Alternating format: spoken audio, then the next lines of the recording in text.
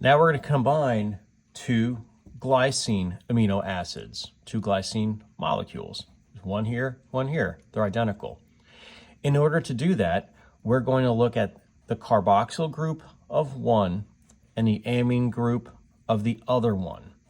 And what we're going to do is we're going to remove the OH off of this one, and then we're going to remove the hydrogen off the amine group.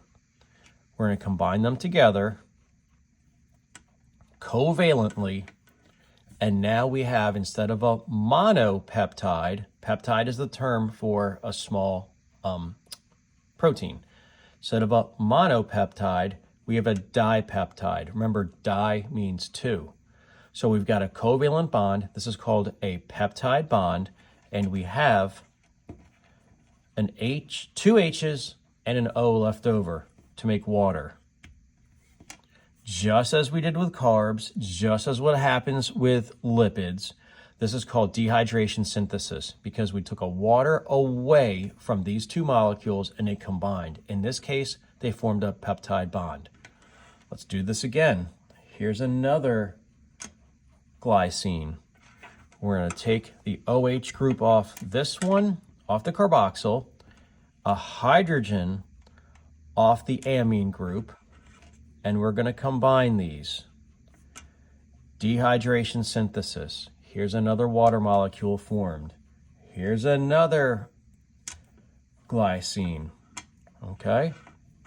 We're going to take we're going to take the OH group off that one.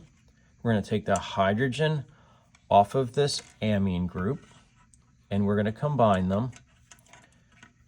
And we're building a longer molecule. And every time we join a peptide, two amino acids with a peptide bond, we're taking away water. That's dehydration synthesis. The molecule is getting longer. 1, 2, 3, 4 amino acids long.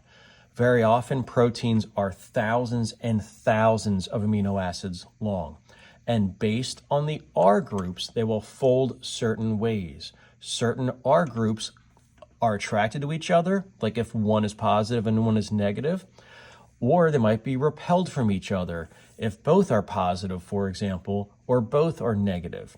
So the order of the amino acids and the characteristics of the R group dictates how this amino acid chain is going to fold up and form a three-dimensional functional protein.